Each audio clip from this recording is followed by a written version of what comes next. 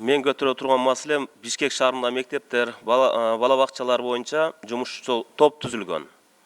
Эң негизгиси менин дарегиме шаардагы номер 61 мектептин 2 классынын 3 окуучусунун ата-энесинен мугалим үстүнөн кайрылуу түштү. Мектептин завучу Людмила Анатольевна деген 2 класстын окуучусун уруп, ага ден соолугуна зыян келтирген. Маселенин баары мугалимдердин күнүнөн башталып, класс жетекчи ата-энелерден 25 000 сомдук кир жуучу машина алып берүүнү талап кылган. Бирок ата-энелер кир жуучу машинаны алып берүүдөн баш тарткан күндөн баштап, ата-энелер комитетинин жетекчиси болгон ата-эненин баласын кысымга алып, аны мектептен кетирүүгө аракет кылып жатат. 3 ата-эненин бирөөсүнүн азыркы күнү баласын мектептен чыгарып айылга алып кетиптир. Азыркы күнү класс жетекчи 5-6 ата-эненин башын бириктирип, жабырлаган окуучунун мектептен кетирүү үчүн анын ата-энесине каршы чыгып, жеке жашоосуна чейин асылып, кысым жасоодо. Ата-энесинин жеке жашоосундагы катачылык 8 жаштагы балага кандай тиешеси бар? Эмне үчүн бала ал үчүн жабыр тартыш керек? Окуучунун мектепке кетсин деп талап коюп, психологиялык кысым көрсөтүш керек.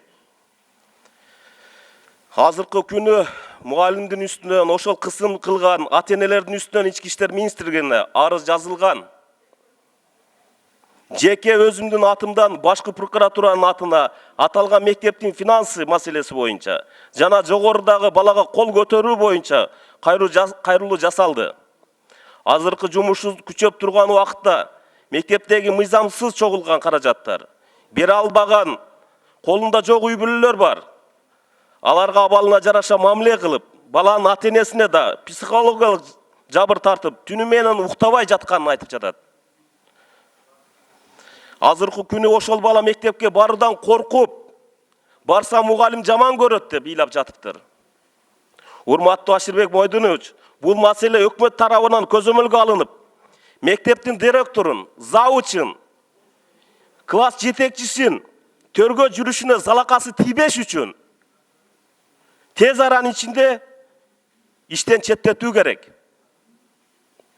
Маселе боюнча тиешелүү органдар кылдаттык иликтөө алсын. Кылмышка тиешеси бар адамдардын жазасын алуусу керек. Билим берүү министрлигине ушул мектепке окуучулардын сабактарынан тоскоолдук жаралбаш үчүн убактылуу директор жана мугалимдерин камсыздоо тууралуу чараны көрүүнү суранып кетем.